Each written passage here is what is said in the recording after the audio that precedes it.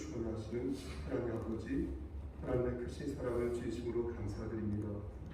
우리에게 영원한 생명을 허락하셔서 하늘의 권속으로 삼아주시고 이 시간 하나님의 성호를 찬양하기 위해 이곳에 불러 모아주심을 진심으로 감사드립니다. 하나님, 한 주간 돌아볼 때에 우리가 너무나 교만하였고 하나님 말씀에 순종하지 아니하였음을 이 시간 고백합니다. 정욕과 더불어 살았고 하나님과 동행하지 않는 가운데 교만한 삶을 살았음을 진심으로 고백합니다. 하나님, 이 시간 주님의 보혈로 우리의 더러운 죄를 씻어주시고 정결한 마음으로 하나님께 예배 올릴 수 있도록 우리의 심령을 붙잡아 주시옵소서. 하나님, 이 시간 간절히 바라고 하는 것은 우리 성석교회가 정말로 하나님 말씀 안에서 반석 위에서 바로 세워지는 교회가 되기를 소원합니다. 사람을 바라보지 아니하고 천국을 바라보며 우리 마음속에 하나님 나라를 세워서 하나님께 영광 돌리는 귀한 교회 공동체 되기를 소원합니다. 힘들고 지칠 때마다 더욱더 말씀을 붙잡을 수 있도록 하시고 초심을 잃지 않고 말씀의 도리, 말씀의 본질을 기억하여 하나님께 영광 돌리는 그런 교회 공동체가 될 수 있도록 주여 각본적으로 역사하여 주시옵소서. 하나님, 이 시간 또한 간절히 바라보는 것은 심신이 연약한 우리의 지체들을 위해 기도합니다. 여지껏 아직도 병실에 입원하여 있는 우리 전순주 집사님과 그리고 몇몇 형제와 자매들을 위해 기도합니다. 하나님, 그들의 상한 마음을 치유하여 주시고 그들의 상한 몸을 치료하여 주시기를 소원합니다. 그리하여서 우리가 다시금 합력하여 선을 이룰 수 있도록 하시고 주께서 허락하신 사랑의 띠 안에서 혼연일체됨으로 말미암아 역시 하나님께 영광 돌리는 우리 모두가 될 수 있도록 붙잡아 주시옵소서. 하나님, 우리 성석교회가 양적으로도 성장하기를 소원합니다. 초대교회 정신을 이어받아서 양적으로 부흥하고 질적으로도 성숙한 재단 되기를 소원합니다. 먼저 그러한 목사가 될 수 있도록 하시고 그러한 교역자가 될 수 있도록 하시고 그러한 지체들이 되어서 아버지 말씀 안에서 귀감이 되는 삶을 삶으로 말미암아 많은 사람들이 그 모습을 보고 이곳을 찾아 하나님께 영광 돌리는 그런 역사 일으켜 주시옵소서.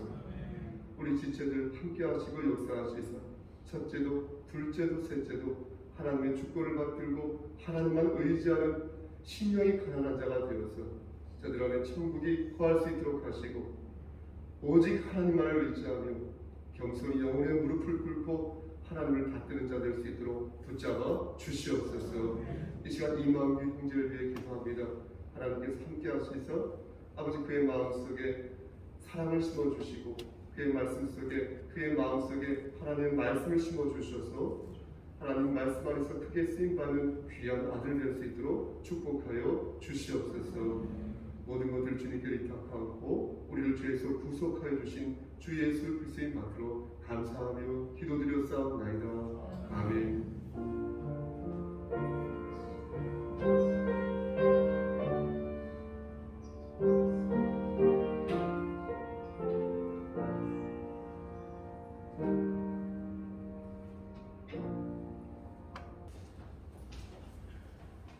하나님과 풍성하신 하나님, 이 시간 헌신하는 마음으로 헌상합니다.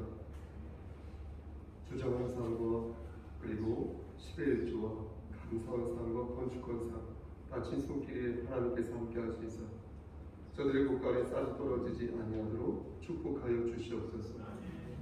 손이 비어서 다치지 못한 손길이 있는 줄 압니다. 하나님께서 한결같은 은혜를 베풀어 주시사 저들이 경제적으로 어려움이 없도록 하나님께서 알뜰히 살뜰히 채워 주시옵소서. 이 시간 간절히 바라보는 것은 알게 모르게 봉사하는 우리 지체들이 있습니다. 하나님, 제가 여기를 호명하지 않는다 하더라도 하나님께서 다 아시오며 저들이 하늘의 상급을 기대할 수 있도록 하시고 더욱더 순종하고 충성할 수 있는 지체들 될 수 있도록 붙잡아 주시옵소서.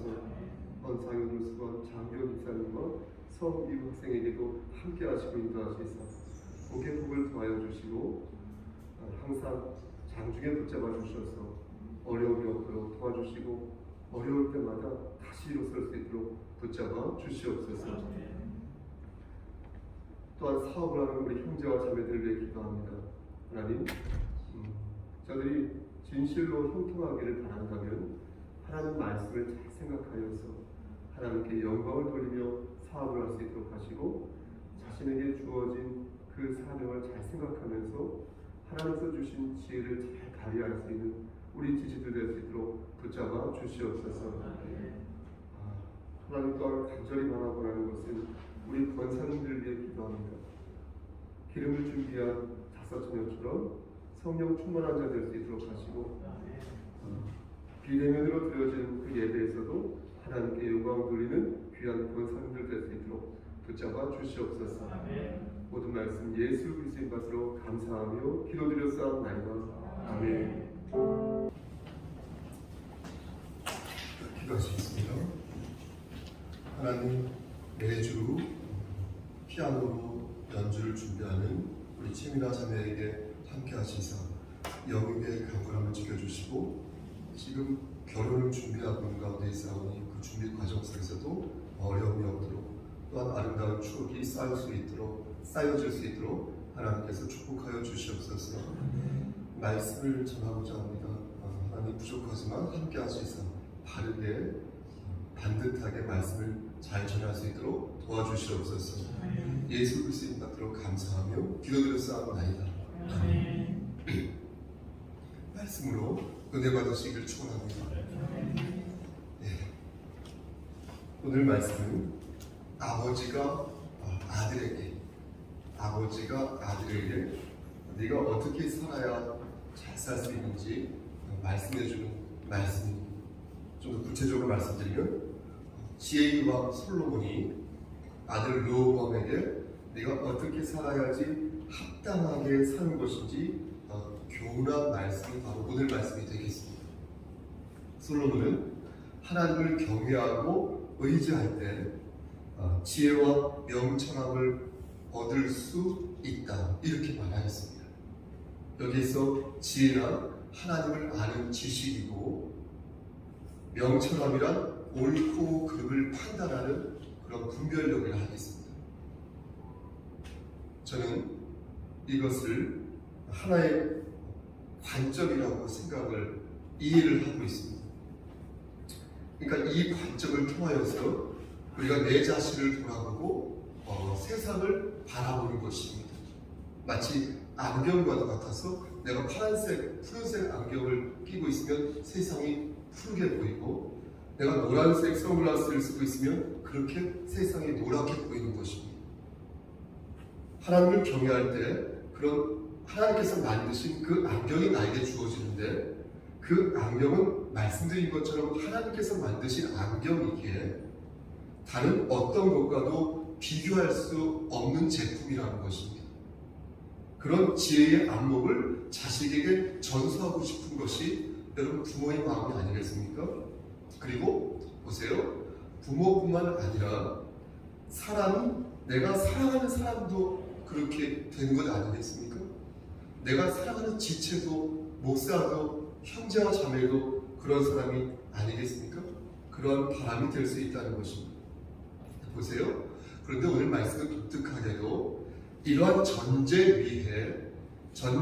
위에 실질적인 교훈을 말씀하고 있다는 것입니다. 이제부터 그 말씀을 하나씩 말씀을 전하도록 하겠습니다. 원래는 잠언 6장 1절부터 19절까지인데 너무 길어서 뒷부분만 읽어서 먼저 1절 말씀 보시겠습니까? 잠언 6장 1절 말씀. 1절 말씀 보면 모두 하지 말고 모두 하지 말라고 말씀합니까? 그렇죠. 담보하지 말고 보증도 하지 말라. 잠언 6장이에요. 잠언 6장 1절에 보면 담보하지 말고 보증하지 말라. 그죠? 그러니까 담보와 보증이 위험하다는 것은 여러분 다 알고 있는 사실 아닙니까? 우리 교회는 보세요. 성도 간에 절대 그런 거래를 해서는 안 될 것입니다. 돈을 빌려줘도 안 되고, 돈을 빌려주어도 안 되고, 빌려서도 안 될 것입니다.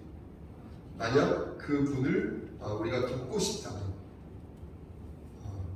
교회 공동체 안에서 공적인 과정을 거쳐서 지혜롭게 진행되어야 하지, 개인 간의 일을 벌여서 성사를 일으켜서는 절대 안 되는 것입니다. 예전에 우리 교회에서 그런 일이 몇 번 있었습니다. 미리 말씀드립니다. 확실하게 말씀드립니다. 성경은 담보와 보증을 위험하다고 말씀하는데 2절 말씀 보면 경솔하고 성급한 담보는 어디에 걸려든 덫이나 그물에 걸려든, 그렇죠? 덫이나 그물에 걸려든 것처럼 곤경에 빠지는 일이다, 이렇게 말씀합니다. 여기서 주목할 것은 하나님께서는 이 성경에서, 즉 성경은 당사자의, 이것을 당사자의 잘못이라고 말씀하고 있다는 것입니다. 2절 말씀에서 내 입의 말이라는 어절이 몇 번 나오니까 2번이나 나온다는 거예요. 그러니까 네 입의 말, 너의 입의 말. 그러니까 이것은 담보와 보증의 책임이 본인에게 있다는 것을 지금 강조하고 있는 것입니다. 열왕기하 4장이나 마태복음 14장, 18장 말씀을 보면 고대 히브리 사회에서 잘못된 보증을 하여서 재산을 압류당하거나 종으로 팔리는 경우가 허다했다는 것을 알 수 있거든요.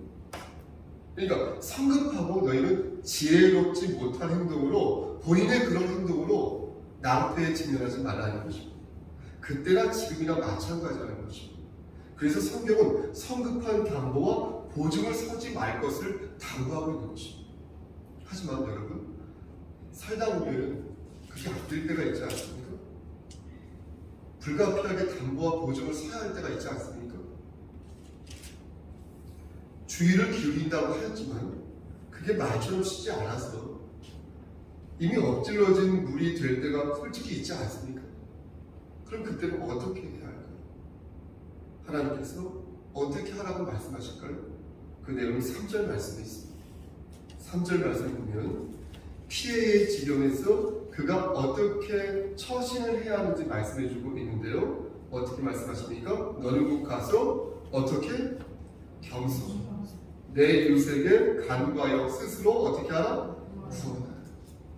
그러니까 무슨 말씀이냐면 망설이지 말고 즉시 그를 찾아가라는 것입니다.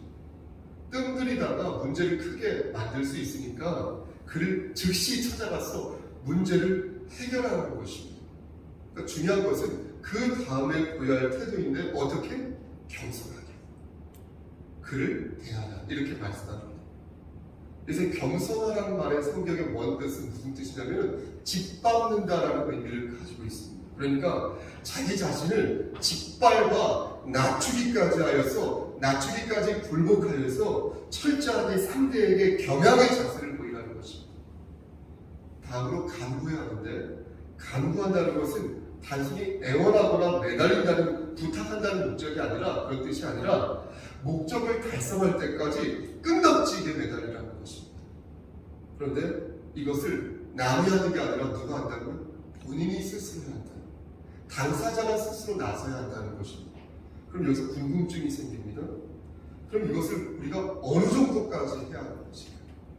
자존심 있고 체면이 있지 어디까지 매달려야 하는 것일까? 라는 궁금증이 생깁니다. 4절 말씀을 보면 우리가 어디까지 해야 하는지 그 정도가 나오는데 뭐라고 말씀하십니까? 너의 눈을 어떻게 하지 말고? 잠들게 하지 말고, 눈꺼풀을 어떻게 하지 말고? 감기게 하지 말고. 예? 이게 바로 그것입니다. 그러니까 이 말씀의 뜻은 뭐냐면 잠시도 쉬지 말고 그렇게 간청하라는 것입니다. 그러니까 담보와 보증이 고통에서, 담보와 보증의 고통에서 벗어나고 싶다면 그 고통이 벗어나기 전까지는 휴식과 수면을 취하지 말아야 합니다. 명심할 것은 이 말씀의 뜻은 단순히 간절히 매달리고 그래서 위기를 모면하라는 말씀이 아니라, 그런 뜻이 아니라 너희가 실질적으로 그 돈을 갚기 위해서 노력하고 있다는 그 사실을 보여주면서 채권자에게 신뢰감을 심어주라는 그런 뜻이 되겠습니다. 성경은 이것을 다소 익살맞게 표현하고 있는데요. 5절 말씀 보면 마치 누가? 노루가, 그렇죠? 노루가 맞죠? 사냥꾼의 손에서 벗어나는 것 같고 새가 금을 치는 자의 손에서 벗어나는 것 같다, 이렇게 표현하고 계십니다. 그러니까 이렇게 절박한 모습으로 담보와 보증의 올무에서 벗어나기 위해 필사적으로 노력하는, 어떻게 하면 이 위기를 내가 이렇게 면피할 것인가 잔머리를 굴리라는 게 아니라 성심을 다해서 내가 책임감 있는 모습을 채권자에게 보여주면서 그 심리적인 압박감에서부터 벗어나가. 솔로몬은 그러면서 아들에게 하는 말이에요. 사랑하는 사람에게 우리가 할 수 있는 말이라는 거예요. 솔로몬은 그러면서 개미를 예로 들면서 게으름을 경고합니다. 6절과 7절 말씀 보시겠어요? 뭐라고 경고합니까? 게으른 자요 누구에게 가서? 개미에게 가서 그가 하는 것을 보고 무엇을 얻으라? 지혜를 얻으라. 그죠? 개미는 두령도 없고 감독자도 없고 뭐도 없대요? 통치자도 없대요. 그죠? 여러분, 솔로몬이 보증과 담보를 경계하라고 말하면서 부지런함을 강조한 이유가 뭐라고 생각하십니까? 그것은 이러한 위기가 결국 당사자가 잘못해서 일어났다. 네가 잘못해서 그런 일이 벌어졌다. 보세요. 그러니까 보증을 잘못 쓴 것도 네 책임이야. 그러니까 가난함에 처한 것도 네 책임이라는 거예요. 결혼을 잘못한 것도 네 책임이라는 거예요. 자식을 잘못 가르친 것도 네 책임이라는 거예요. 너의 책임. 너는 깨어서 네 자신을 돌아보는 일에 더 부지런한 자가 되라는 것입니다. 무척 찔리는데요, 저도. 개미는 누가 시켜서 하는 게 아니라 주도적으로 자신이 감당해야 했다. 누가 시켜서 억지로 하게. 알아서 섬기고, 알아서 헌신하고, 알아서 배려하면서 개미처럼 성실하게 자신의 삶을 어떻게 하라고요? 가리고 닦으라고. 개미는 모두 없고, 두려움도 없고, 모두 없고, 감독자도 없고, 통치자도 없어요. 근데 우리는 다른 목사도 있고, 법과 제도도 있고, 교회도 있고, 부모도 있고, 자식도 있고, 리더도 있고, 하나님도 계시고, 우린 그렇게 하겠다는 거죠. 보세요. 우리가 무엇을 준비할 때 각자의 스타일에 맞춰서 준비할 수 있어요. 저는 그 스타일 매우 중요하고 존중합니다. 집에 아내가 왔어요. 요즘 원영자가 아내를 조금 안해서 집에 전투화가 있더라고요. 분화가. 그래서 알고 보니 딸아이가 싶고 다니는 스타일을 없어요. 저도 그랬던 것 같아요. 네. 스타일을 존중하고 또 고수할 필요가 있다고 생각합니다. 스타일이 다른 것을 가지고 뭐라고 말하면 안 되죠. 하셔 보세요. 게으른 것은 스타일의 문제가 아니라 책임감이 없는 것은 형식의 문제가 아니라는 거예요. 준비 자체를 하지 않고 책임감 자체를 거부하면서 어떻게 대우받을 생각을 합니까?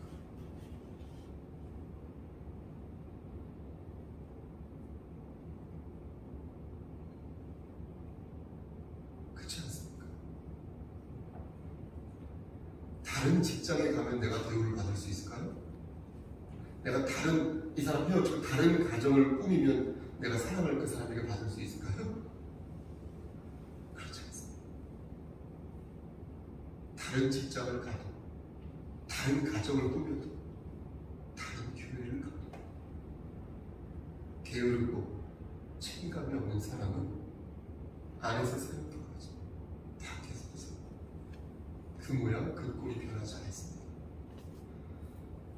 내가 변하지 않고서 무엇을 기대한다는 것은 참으로 쑥스러운 일이 아닐까, 저는 그렇게 생각합니다. 저는 제가 처음에 다녔던 직장이 한샘학원이라는 데였어요. 그곳에서 제가 국어를 가르쳤는데 그때 제 나이가 27살이었어요. 결혼 전이죠. 근데 제가 대학원을 다니고 있었어요. 일반 대학원. 근데 제가 경력이 미천하고 실력도 없었어요. 처음 다닌 직장이 27살입니다. 그 전까지 돈을 못 벌었어요. 교회 전도사로 있으면서 15만 원씩 받았어요. 통장에 27만 원인가 37만 원가 있었어요. 그게 전부였는데 아무튼 처음으로 직장을 다니는 게 한 살만 원. 말씀드린 것처럼 실력도 없고 애들 앞에서 파닥파닥 떨고 교회에서는 안 떠는데 학생들 앞에서 그랬어요. 그러니까 한 달 월급 그걸 받았는데 상당히 적은 금액이었어요. 성과가 없었으니 저로서는 할 말이 없죠. 그때 그 원장님이 저에게 하는 말이 지금도 기억나는데 저한테 이런 말 했어요. 저기 성 선생, 다른 일도 있는데 그 일을 안 하겠죠? 대학원까지 다니는데 그 일을 안 하겠죠? 라고 말했어요. 저는 그 말을 듣고 아니요, 그렇지 않습니다. 전 다 할 수 있어요. 청소도 할 수 있고요, 하울에서 허드렛 일도 할 수 있어요. 돈이 되는 일이라면 합법적인 선에서 다 할 수 있어요 라고 말했어요. 그랬더니 저에게 하는 말이 성 선생은 뭘 해도 성공하겠네요 라고 말을 했어요. 그래서 저는 그때 그 말이 저에게 너무나 큰 격려와 위로의 말이 되었어요. 그 말 믿지 않습니다. 지금은 제가 뭐라고 절대 생각하지 않아요. 그때 그렇게 생각해요. 아무튼 고마웠다는 거죠. 내가 책임감을 가지고 열심히 하면 어디를 가든 성공할 수 있다. 저에게 큰 격려가 되었다는 거죠. 내가 변하지 않으면서 무언가를 기대하고 바라는 사람은 자꾸만 다른 생각을 하게 됩니다. 이혼하고 다시 장가갈까? 여기를 버리고 다른 직장에 갈까? 다른 교회에 가고 다른 사람 만나고 다른 일을 할까? 물론 바꿀 수 있죠. 자유죠. 하지만 계획을 변경할 수 있지만 본인이 바뀌지 않는다면 내 손과 발만 피곤해집니다. 무식하다. 내 몸이 피곤해집니다. 하나님께서는 오늘 말씀을 들어 우리를 가르치십니다. 기름을 준비한 5 처녀처럼 깨어 있으라. 그리고 하나님께서 주시는 지혜를, 저는요 여러분들에게 잘 들으셔야 돼요. 오해하지 마십시오. 이거 안 되면 안 돼요. 내가 잘하고 내가 변하면 모든 것을 할 수 있다라고 말씀드리는 것이 아닙니다. 열심히 준비하고 내가 책임을 다하여 책임감을 발휘했는데도 안 될 때가 있지 않습니까? 일체 유심조 이거 없어요. 내가 마음먹기에 따라 모든 것을 할 수 있다면 과연 그가 하나님을 의지하겠습니까? 내가 먼저 변하고 내가 먼저 책임감을 가져야 한다는 것은 하나님을 의지하는 것입니다. 우리가 해야 하는 노력인 것이지, 하나님을 의지하지 않으면서 내가 모든 것을 할 수 있다고 말하는 것은 결코 오늘 말씀이 우리에게 가르쳐준 그 말씀에 부합한 말씀이 아니라는 거예요. 그렇다면 하나님께서 주시는 지혜를 받으려면 우리 어떻게 해야 할까요? 다시 말씀드리지만 하나님을 경외하면 자연스럽게 이 지혜를 얻을 수 있다. 아멘. 하나님을 경외하게 되면 자연스럽게 내가 준비가 되고요, 자연스럽게 자신을 돌아보게 되고요, 그래서 이 세상에 가질 수 없는 지혜를 받을 수 있다는 거예요. 그런 사람이 가지고 있는 특징이 있어요. 여러분 아시죠? 경건합니다. 그게 바로 경박하지 않아요. 경건합니다. 저는 그 경건함을 레이나리지, 삶의 지혜라고 생각합니다. 또 표현합니다. 삶과, 보세요, 삶과 삶이 만나서 적정을 이룰 때 그 균형이 절묘한 것입니다. 어떻게 절묘한 균형을 이룰 수 있는지 생각해보면 존재에 대한 확신을 내가 갖는 순간 내 삶이 절묘한 균형을 이룬다는 것입니다. 이해가 되십니까? 여러분, 경건하게 산다고 해서 노래방에 가자, 그런 거 없습니다. 여러분 경건하게 산다고 해서 반바지에 슬리퍼 차림을 하면 안 됩니까? 그런 거 없습니다. 진정한 경건함이란 진리 안에서 자유할 때 가능한 것입니다. 진리란 예수 그리스도이므로 예수 그리스도 안에서 내가 죄 사함을 받고 내가 새 사람이 되었다고 생각합니다. 그런 사람의 삶은 현상과 본질에 적절히 이루어지는 것이고 경험과 사람의 균형이 이루어지는 것이고 경쟁과 협력에 적정이 이루어지는 것이고 결과와 과정에 적정이 이루어지는 것이고 효율과 공평에 적정이 이루어지는 것이고 수익과 합당에 적정이 이루어진다는 것이고 하나님의 뜻 안에서 내가 그냥 여기에 서서 말씀을 전하고 여러분이 거기 앉아가지고 말씀을 듣는 게 아니라는 것이죠. 하나님의 필연적인 뜻이 있어서 내가 여기에서 말씀을 전하고 있구나. 내가 여기에서 성도로 있구나. 전도사로 있구나. 내가 목사로 있구나. 장로로 있구나. 형제와 자매로 있구나. 그래서 내가 말씀을 듣는구나 라고 생각한다. 그것을 깨달을 때 그 사람은요 비로소 삶의 지혜요 경건한 삶이요 절묘한 균형을 이룬 삶을 살 수 있게 된다는 것입니다. 여러분 믿으십니까? 아멘.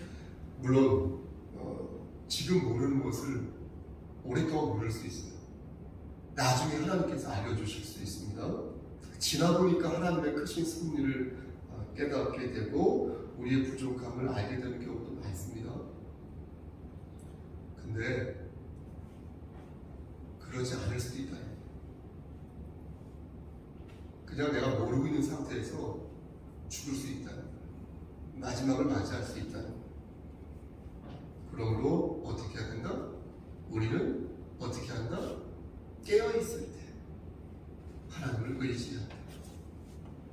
내가 무언가를 할 수 있을 때 아끼지 말자. 내가 조금이라도 어떤 능력이 있을 때 하시라. 이것은 마치 주인에게 명령을 받은 종의 입장과도 같은 것입니다. 우리가 누구에게 명령을 받았는지 여러분 잘 생각해 보세요. 여러분 누구에게 명령을 받았는지 잘 생각해 보시라. 그러면 답이 나오는 것입니다. 내가 하늘에서 떨어졌다고 생각을 하면 나는 하늘의 자녀가 될 수 있는 것이지만 내가 땅에서 솟았다고 생각한다면 나는 땅의 자녀가 될 수 없습니다. 사랑하는 성소교회 성도 여러분, 하나님을 경외하지 않고 세상의 것을 섬기는 자는 불의 심판을 받게 될 것입니다. 허무한 삶을 살다가 그냥 갈 것입니다. 그리고 무기력한 삶을 살다가 갈 것입니다. 하나님께서는 오늘 말씀을 들어 저와 여러분뿐만 아니라 저에게도 하신 말씀. 게으른 자여, 네가 어느 때까지 누워 있겠느냐? 네가 어느 때에 잠이 깨어 일어나겠느냐? 이 말씀은 잠을 줄이라는 말씀이 아니라 신념을 가지라. 신념이 없는 삶은 열정이 없고 신념이 없는 삶은 부지런함이 없고 너는 신념을 가진 사람입니다. 그럼 그 신념이 무엇입니까? 우리가 지켜야 할 그 신념이 무엇이라 했습니까? 하나님을 경외하라. 하나님을 경외하는 것, 그것이 우리가 가져야 할 신념인 것입니다. 내 목숨까지도 바칠 수 있는 하나님을 향한 절대적인 신념, 그 신념을 우리가 가질 때 우리의 삶은 절묘한 균형을 가질 수 있다는 거예요. 합당한 관점으로 내 형제와 자매를 볼 수 있다는 거예요. 합당한 시각으로 우리에게 주어진, 나에게 주어진 시간들을 지혜롭고 성실하게 개간할 수 있다는 것입니다. 내 삶의 근거가 하나님으로부터 온다는 것을 알고 있기에 내가 달려가야 하는 이유, 내가 돈을 벌어야 하는 이유, 내가 열심히 살아야 하는 이유, 내가 그 사람을 사랑해야 하는 이유, 내가 그를 용서해야 하는 이유, 그게 확립될 수 있다는 것이 하나님으로부터 찾을 수 있게 우리는 하나님 보시기에 더욱더 성숙하고 아름다운 삶을 살 수 있게 된다는 것입니다. 여러분, 우리의 심령을 하나님 안에서 찾아야 하는 또 한 가지 이유가 있습니다. 이것만 말씀하지. 그 말씀 12절 이하에 나옵니다. 성경은 악행을 경고하면서 12절 이하에 뭐라고 말씀하십니까? 불량하고 악한 자를 어떻게 해라? 조심하라. 그러니까 불량하다는 것은 뭐냐면 유익함이 없다는 뜻입니다. 그러니까 유익함을 주지 않고 회방만 하는 사람들을 성경에서 불량한 사람들이라고 말하거든요. 그러니까 악한 자 역시 남을 속이고 자신의 잘못을 합리화하는 사람들 말합니다. 이런 사람들은 하나님을 경외한다고 말할 수 없다는 거예요.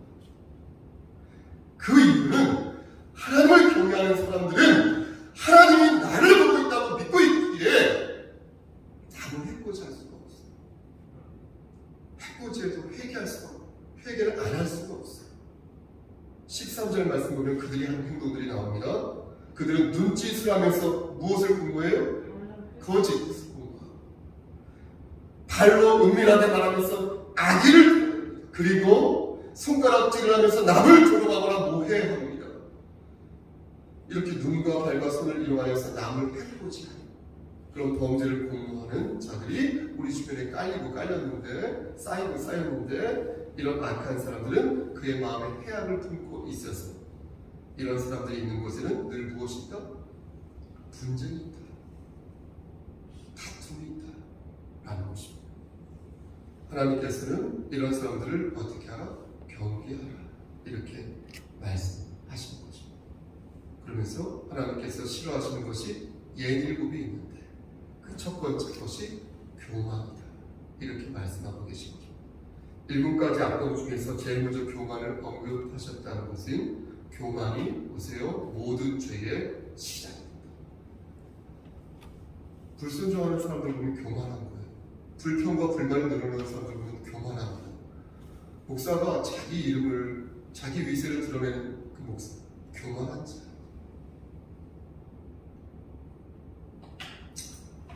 그렇게 하나님께서 생각하십니다. 여러분 생각해 보십시오. 교만한 사람은 자기 자신을 돌아보지 않습니다. 절대. 그들은 하나님 앞에서 무릎을 꿇지 않습니다. 절대. 그들은 의도적으로 하나님을 기피합니다. 반드시. 하지만 겸손한 사람은 어떻습니까? 하나님 앞에서 무릎을 꿇을 줄 압니다. 자신의 유한한 삶을 직시하고 심령이 가난한 자가 되어서 여호와 하나님을 의지합니다. 모든 것이 풍족할 때 그는 빈곤을 생각하며 건강하고 잘 나갈 때 그는 죽음을 생각합니다.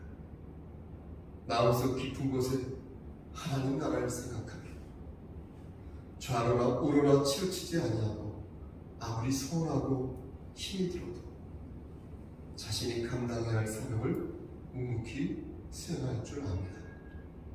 말씀 마치겠습니다. 저 좀 보세요. 사랑하는 성숙계성 여러분, 오늘 말씀은 솔로몬이 그의 아들 르호보암에게 당부한 말씀이라 말씀드렸습니다. 하지만 이 말씀은 하나님께서 주신 말씀이기에 곧 하늘의 백성인 우리 모두에게 해당하는 말씀이라고 하겠습니다. 여러분, 지금은 날새 지말입니다. 세상이 요동치고 있고 환란이 극한 데에 이르렀습니다. 이때 우리는 어떻게 해야 되겠습니까? 더욱더 하나님을 경외해야 하겠습니다. 우리에게 주신 하나님의 말씀을 거울로 삼고 경건한 삶을 도모하면서 내게 주어진 길을 묵묵히 걸어가야겠습니다. 세상의 가르침에 일희일비하지 말고 사람들의 말 따르게 오락가락하지 말고 오직 하나님 말씀만을 붙잡고 정말로 앞으로 전진하는 멋진 그리스도인이 되기를 소원합니다. 연약한 이 교회 공동체에 끝까지 함께 하시길 우리를 죄에서 구속하여 주신 주님의 이름 앞으로 간절히 축원합니다. 기도하시겠습니다. 주물론 입으로 하나님 말씀을 대언하였습니다. 말씀을 전하기 전에 먼저 본이 되는 삶을 살 수 있도록 저와 함께하여 주시고 그렇게 살지 못했다 하더라도 너무 위축되어서 쫄지 않아서 다시금 하나님 말씀을 붙잡고 담대히 말씀을 전할 수 있도록 붙잡아 주시옵소서. 모든 것들을 주님께서 함께 하시고 만져 주실 줄 믿사옵고 예수 그리스도인 받들어 감사하며 기도드렸사옵나이다. 아멘. 하늘에 계신 아버지,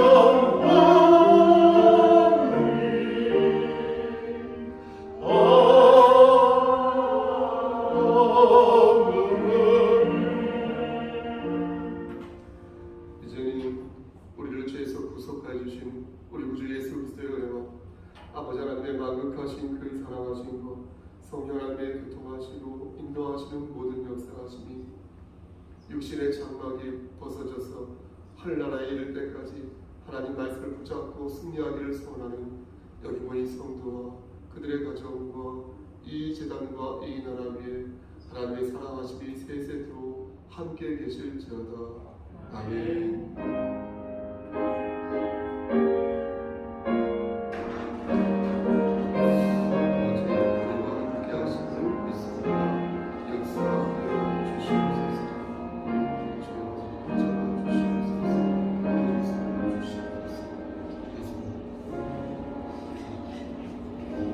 말씀 안에서 성장하십시오.